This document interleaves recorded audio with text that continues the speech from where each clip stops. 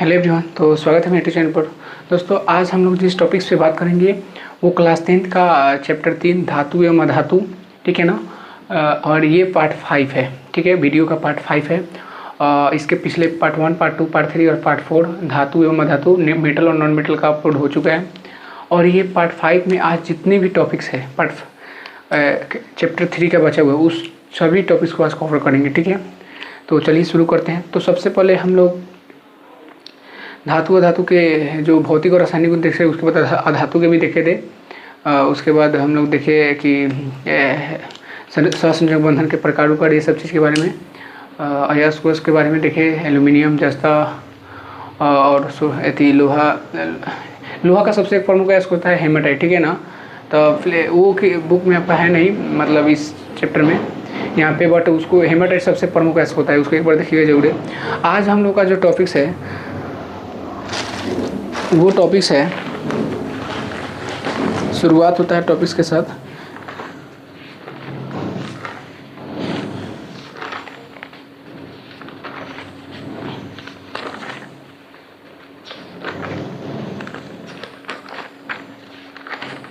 ठीक है, तो यहाँ पे देखिए, ये हम बता दिए थे अयस्क के संधान की विधियाँ, हाथ से चुनकर, ये सब जितनी भी विधि थी ये सब चीज़ हम बताए थे। उसके बाद जो चैप्टर शुरू होता है वो होता है निस्तापन जारण, ये सब तो हम बता चुके हैं। तो इसको यहाँ से धातुओं का संक्षारण से शुरू हो रहा है, संक्षारण, ठीक है ना। संक्षारण, धातुओं का संक्षारण से आप क्या समझते हैं, चाहे धातुओं का संक्षारण क्या होता है। तो देखो क्या होता है कि जैसे देखो कि समय बीतने के साथ क्या होता है, लोहा का जो संक्षारण, तो यहाँ पर लिखे हुए थे, लोहा जो है ये कैसा होने लगता है, भूरा होने लगता है, ठीक है। अगर चांदी की बात की जाए तो इसका कलर कैसा हो जाएगा, काला हो जाएगा। तो जैसे जैसे समय बीतेगा इसका रंग में परिवर्तन हो जाता है। तो फिर ये होता कैसे है, तो क्या होता है कि धातु की सतह पर, ठीक है ना, धातु की सतह पर, धातु, ठीक है ना, धातु की बात कर रहे हैं यहाँ, सिर्फ लोहा का ही बात नहीं कर रहे हैं। धातु की सतह पर वायु के ऑक्सीजन, धातु जो है O2, ठीक है ना, CO2, SO2, जलवाष्प, ठीक है ना, जलवाष्प, ठीक है ना, आदि की फलस्वरूप, ठीक है ना, आदि के फलस्वरूप धातु का क्या होने लगता है, क्षय होने लगता है। क्षय का मतलब खराब होने लगता है। तो उसी के नाम पड़ गया क्या, संक्षारण, जो हम लोग लिखे भी थे, संक्षारण, ठीक है ना। तो क्या होता है कि समय बीतने के साथ धातु की सतह पर भी बोल सकते हैं कि क्षय होने लगता है उसका, इस सब के साथ अभिक्रिया करेगा तो वहाँ पर क्षय होने लगता है। उसी को क्या नाम दे दिए, संक्षारण, उसी को क्या बोलते हैं, संक्षारण, ठीक है ना। जैसे में जो भी है, लोहा भी है, ठीक है ना, और भी बहुत धातु है जो क्या होता है कि संक्षारित होने लगता है, ठीक है ना। तो उसको, ठीक है, और उसके बाद संक्षारण रोकने के कुछ उपाय भी है कि संक्षारण कैसे रोक सकते हैं, ठीक है ना। संक्षारण रोकने के उपाय, एक मिनट,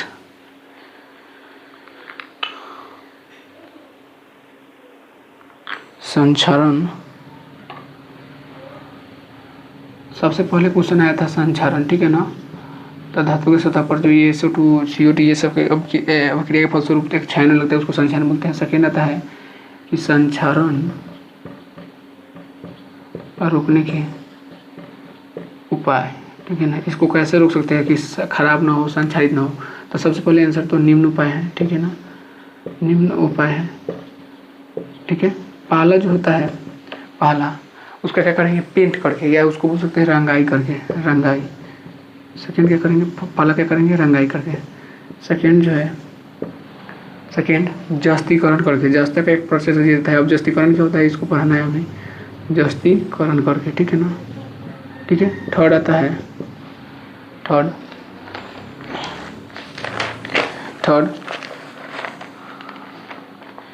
विद्युत लेपन द्वारा, ठीक है ना, विद्युत लेपन, विद्युत का लेप चढ़ाकर विद्युत लेपन द्वारा,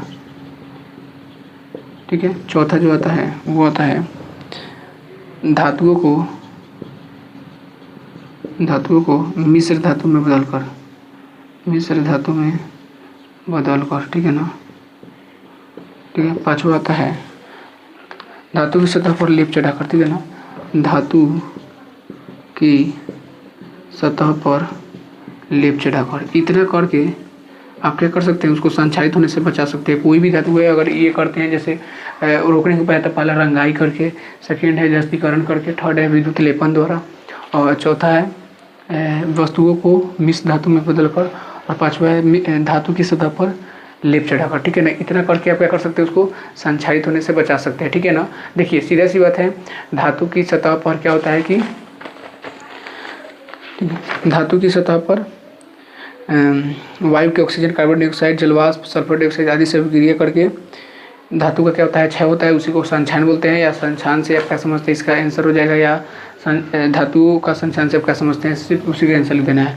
रोकने के उपाय पूछे तो ये 5-6 को उपाय है जिसको आप क्या कर सकते हैं, संक्षारित होने से उसको बचा सकते हैं। ठीक है ना, तो ये था संक्षारण रोकने के उपाय। अब इसी में आता है कि लोहे में जंग लगना किसे कहते हैं। लोहे में जंग लगना, जंग लगना या लोहे का संक्षारण से आप क्या समझते हैं, जंग लगना या लोहे का संक्षारण। ठीक है ना, जंग लगना या लोहे का संक्षारण, तो इसको देखते हैं क्या करते हैं। जैसे अगर लोहा हम खरीद के लाते हैं और उसको खुली वायु में छोड़ देते हैं, मतलब आर्द्र वायु में या खुली वायु में, तो क्या होता है, कुछ समय ऐसा के बाद क्या देखने को मिलता है कि वह संक्षारित होने लगता है, और संक्षारित होकर वह खराब होने लगता है, और धीरे धीरे वह बोल सकते हैं कि कुछ समय के बाद जंग के कारण वह नष्ट भी हो जाता है। तो इसलिए उसको क्या किया जाता है, पेंट, ग्रीस, ये सब चीज़ लगाकर हम उसको रखते हैं। ठीक है ना, तो सबसे पहले आता क्वेश्चन है कि जंग लगना या लोहे का संक्षारण से आप क्या समझते हैं, लोहे के संक्षारण से आप क्या समझते हैं। ठीक है ना, ये क्वेश्चन था। तो सबसे पहले क्या होता है, जब लोहे के एक टुकड़ों को आर्द्र वायु में छोड़ देंगे, आर्द्र वायु में छोड़ देंगे, तब कुछ समय के पश्चात देखने को मिलता है, कुछ दिनों तक खुला छोड़ देते हैं, तो उसके सतह पर जो होता है, उसकी सतह पर भूरे रंग की परत चढ़ जाती है। ठीक है ना, परत चढ़ जाती है, जिसे क्या बोलते हैं, जंग कहते हैं, या इसी के लोहे का संक्षारण कहते हैं। ठीक है ना, और संक्षारित होने से क्या होता है कि वहाँ धीरे धीरे भुरभुराकर गिरते जाता है, जिससे भीतर के लोहे में जंग लगने लगता है, और संपूर्ण लोहा कुछ समय के पश्चात क्या हो जाता है, नष्ट हो जाता है। ठीक है ना, तो इसको बचाने के लिए यही रंगाई कर सकते हैं। ठीक है ना, रंगाई, ग्रीस लगाकर जस्तीकरण करके क्या कर सकते हैं, इसको बचा सकते हैं, जंग लगना। ठीक है ना, या लोहे के संक्षारण से आप क्या समझते हैं, इसका परिभाषा था। अब देखिए इसमें जस्तीकरण हम लोग पढ़ रहे हैं, जैसे सब तो उसमें समझ, लेकिन जस्तीकरण क्या होता है, तो यहाँ देखिए जस्तीकरण का परिभाषा, क्वेश्चन है जस्तीकरण या इसी के नाम है गैल्वेनीकरण।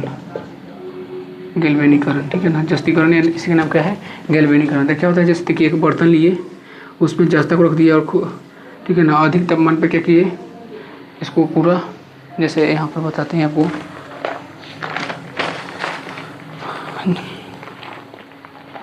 पिघले हुए जस्ते में डुबो देते। आप क्या करते हैं, इसको जस्ते को इसमें खूब अच्छे से पिघला दिया, और उसमें किसी धातु को रखते हैं। ठीक है ना, किसको रखते हैं, धातु को। ठीक है ना, तो उसके बाद कहते हैं लोहे के जस्ता का उस पर लेप चढ़ जाता है, उसी को क्या बोलते हैं, जस्तीकरण, या इसी का नाम क्या है, गैल्वेनीकरण। ठीक है ना, तो इसका अगर परिभाषा लिखना चाहे तो ऐसे लिख सकते हैं। देखिए बताते हैं कि जस्तीकरण, नहीं चला, इसका कैसन काम कर रहा है, देखिए जस्तीकरण, या इसी का नाम क्या है, गैल्वेनीकरण। देखिए धातु की किसी वस्तु को पिघले हुए जस्ते में डुबा देने से, धातु के किसी वस्तु को इसमें पिघला देंगे, पिघला हुआ जस्ता में डुबा देने से, ठीक है ना, डुबा देने से हम बोल रहे हैं उसको लिखना है यहाँ, तो हम ऐसे में ऐसे जल्दी लिख रहे हैं, इसलिए कभी अगर अच्छा से लिखेंगे तो ज़्यादा देर का वीडियो बन जाएगा। इसी कारण जस्ता की एक परत चढ़ जाती है, डुबा देने से क्या होती है, जस्ता की एक परत बैठ जाती है, जिसे क्या बोलते हैं, जस्तीकरण कहते हैं। समझ गए ना, ठीक है, तो इसको क्या बोलते हैं, जस्तीकरण बोलते हैं। कि किसी भी धातु की किसी भी वस्तु को अगर जस्ता के पिघला हुआ जस्ता में डुबाएंगे तो जस्ता का उस पर परत चढ़ेगा। ठीक है ना, ऐसे कोई वस्तु लिए, ठीक है ना, ये कोई वस्तु है, इसको जस्ता में जाकर डुबा दिया, जस्ता में, तो क्या होगा, जस्ता का है ना, परत चढ़ जाएगा, इस पर परत चढ़ जाएगा पूरा अच्छा से। ठीक है ना, तो उसी को क्या बोलते हैं, जस्तीकरण बोलते हैं। आप सीधा सी बात है, या अगर वायु के संपर्क में या कहीं भी आर्द्र वायु में कहीं भी छोड़ रहे हैं तो सीधे सी बात है, जस्ता ये अगर करते हैं किसी धातु की सतह पर, तो जस्ता पर ही आएगा वो सब चीज़, और वो जंग लगने से बच जाएगा, वो जल्दी संक्षारित नहीं होगा। इसलिए क्या सजा दिया जाता है, जस्ता का लेफ्ट, ठीक है ना। ये आप देखिए। उसके बाद एक क्वेश्चन आता है एनोडीकरण, जो एल्यूमिनियम जो होता है ये अपनी सुरक्षा अपने आप कर लेगा। देखिए कैसे,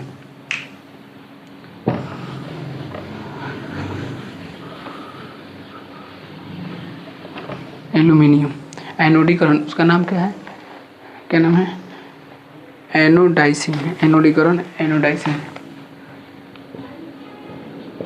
एनोडीकरण, ये इसी का इंग्लिश नाम है एनोडाइसिंग। क्या होता है इसमें, अगर लिखते हैं तो बताते हैं। एल्यूमिनियम धातु को खुली हवा में छोड़ देने पर, एल्यूमिनियम धातु को अगर खुली हवा में छोड़ देते हैं, हवा में छोड़ देते हैं, छोड़ देने पर उसके सतह पर उसके सतह पर ऑक्साइड की एक परत जम जाती है, ऑक्साइड की एक परत जम जाती है, ठीक है ना। इसी परत के कारण एल्यूमिनियम धातु का संक्षारण, इसी परत के कारण क्या होता है, एल्यूमिनियम धातु का संक्षारण जो होता है आगे रुक जाता है, ठीक है ना। इस परत को अधिक मोटा बनाकर धातु को मजबूती से बढ़ाई जा सकती है, इस परत को अधिक मोटा बनाकर धातु की परत को अधिक बढ़ाई जा सकती है, इसलिए इसके लिए एल्यूमिनियम का एनोडीकरण किया जाता है। और इसी के लिए एल्यूमिनियम का किया जाता है एनोडीकरण। मतलब कहने का मतलब है कि एल्यूमिनियम धातु को अगर खुली वायु में छोड़ देंगे तो उसके सतह पर ऑक्साइड की एक परत जम जाएगा, और परत जब जम जाएगा ना तो धातु क्या होगा, इसका संक्षारण आगे रुक जाएगा, ठीक है ना।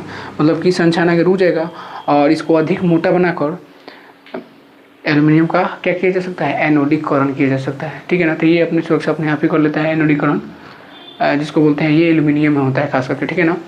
कौन धातु, एल्यूमिनियम धातु पर क्या होता है, एनोडीकरण होता है, ठीक है। आप इसको देखिए। इसके बाद अब अगला,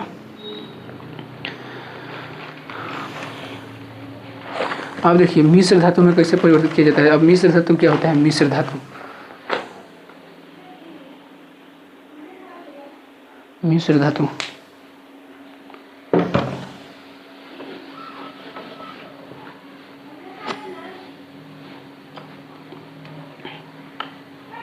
मिश्र धातु,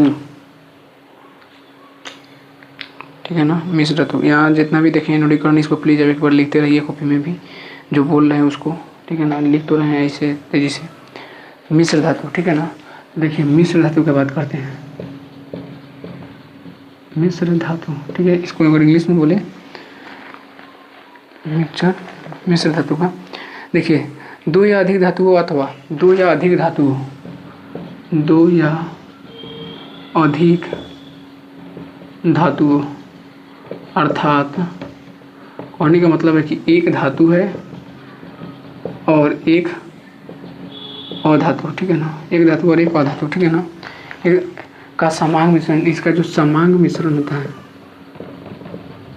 समांग मिश्रण क्या कहलाता है, मिश्र धातु कहलाता है, ठीक है ना। ठीक है, समझा आप इसको।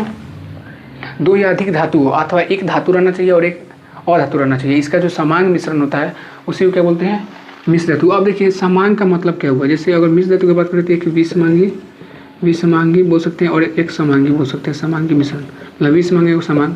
तो विषमांग का मतलब है कि जैसे अगर ले लेते हैं एक दो दाल ले लेते हैं किसी प्रकार का, एक चना है एक मटर है, अगर इसको फेंटते हैं तो दिखाई दे देगा, मतलब अलग अलग रहेगा, तो आराम से चुन सकते हैं। लेकिन अगर इसी को अगर मिक्सिंग करके अगर इसको कहीं पे रख के बर्तन में या प्रेशर कुकर में रख और उसको क्या कर देते हैं,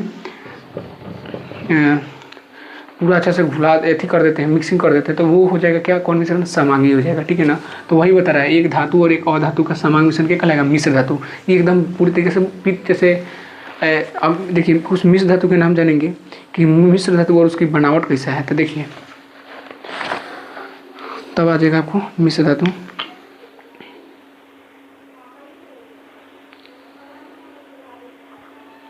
ठीक है, यहाँ देखिए यहाँ पर जैसे पीतल, मिश्र धातु और उसका बनावट देख रहे हैं, मिश्र धातु और उसका बनावट क्या बना, जैसे यहाँ पर लिखते हैं हम पीतल।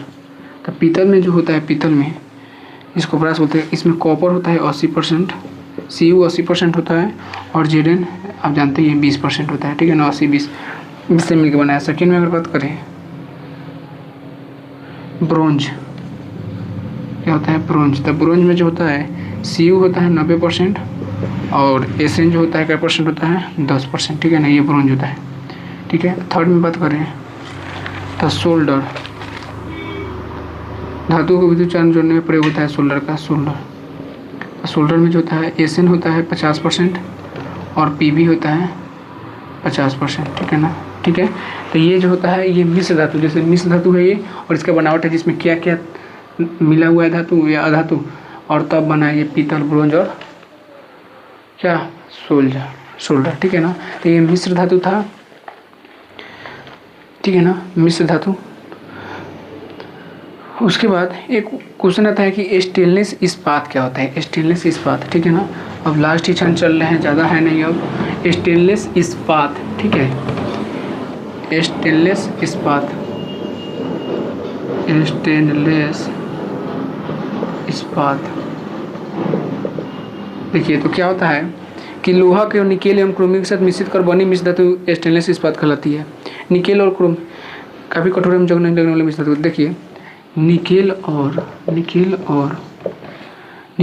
क्रोमियम सीआर के साथ मिश्रित कर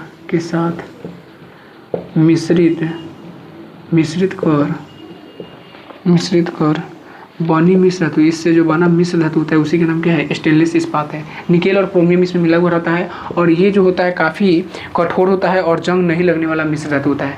स्टेनलेस इस्पात जो होता है काफ़ी कठोर होता है और जंग नहीं लगने वाला क्या होता है, इस्पात होता है। तो स्टेनलेस इस्पात किसमें क्या क्या मिला हुआ होता है, निकेल और क्रोमियम किसमें, स्टेनलेस इस्पात में। निकेल और क्रोमियम से मिलकर बनने वाली जो मिश्र धातु होती है स्टेनलेस इस्पात कहलाती है और काफ़ी ये कठोर होता है और जंग नहीं लगने वाला ये मिश्र धातु होता है, ठीक है ना।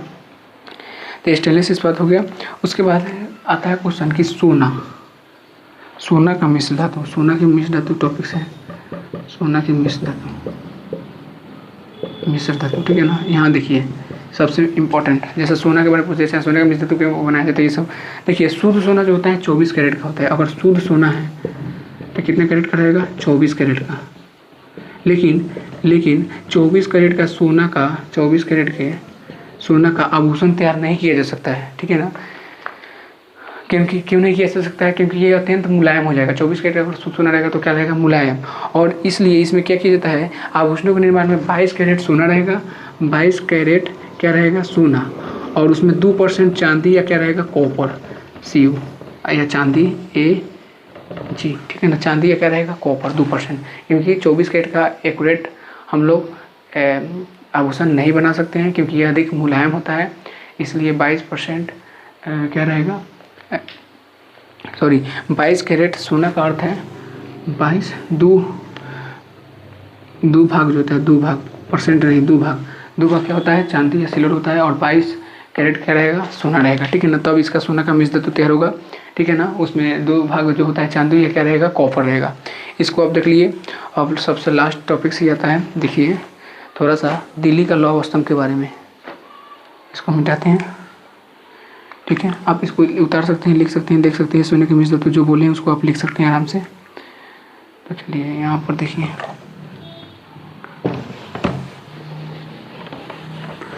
दिल्ली का लौह स्तंभ की बात कर रहे हैं। दिल्ली का लौह स्तंभ,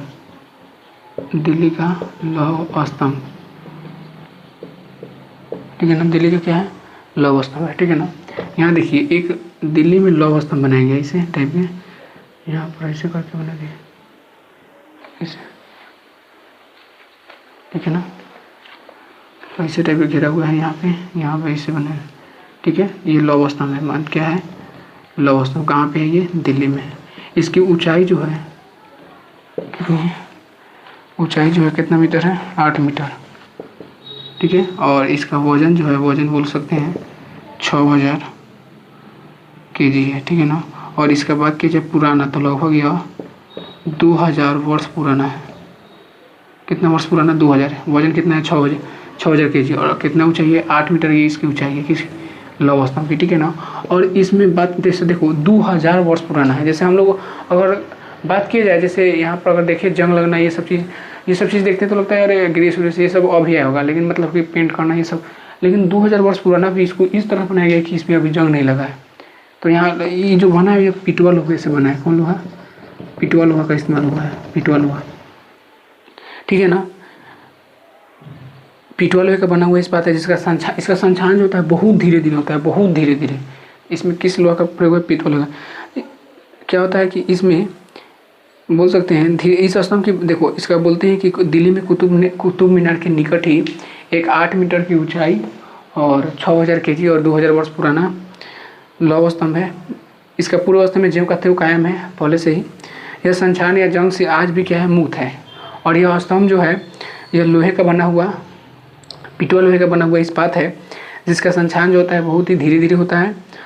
इस स्तंभ की बाहरी सतह पर लोहे की चुंबकीय ऑक्साइड की एक पतली परत जम जाने के कारण इसका संक्षारण बाधित हो गया है, ठीक है ना। इसके अतिरिक्त ऐसा अनुमान है कि बाहरी सतह के कुछ विशेष प्रकार के संक्षारण रोधी लवणों के मिश्रण कर पुताई कर खूब गर्म करके ऑक्साइड को एकाएक ठंडा कर दिया गया है, ठीक है ना। जिससे यह आज भी संक्षारण के दुष्प्रभाव से क्या है? वंचित है।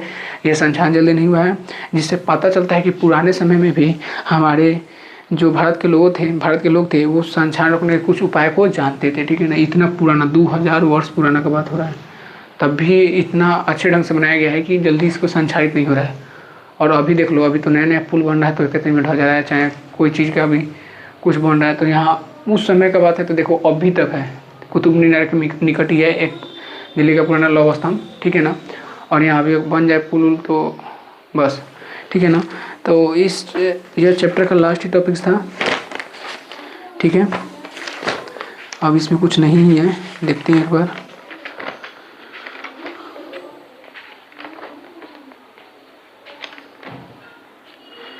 ठीक है, यहाँ देख लिए, इसके बाद नहीं है, इसमें नहीं है। श्वास निर्बंध पढ़िए लिए हैं, योग के सूत्र पढ़िए लिए हैं, धातु को। उसके बाद हाँ, ये कुछ अयस्क के कई प्रकार होते हैं। अयस्क जो होता है कई प्रकार के होते हैं, जैसे ऑक्साइड अयस्क, सल्फाइड अयस्क, कार्बोनेट अयस्क, हैलाइड अयस्क और फॉस्फेट अयस्क, ठीक है ना। तो अयस्क जो होता है कई प्रकार के होते हैं जिसका नाम दिया है जिससे महत्वपूर्ण है। इसमें ऑक्साइड अयस्क, सल्फाइड अयस्क और एगो कार्बोनेट अयस्क, हैलाइड अयस्क जो महत्वपूर्ण है। ऐसे बहुत प्रकार है। जैसे अयस्क के अगर प्रकार का बात किया जाए, ये लास्ट टॉपिक्स था।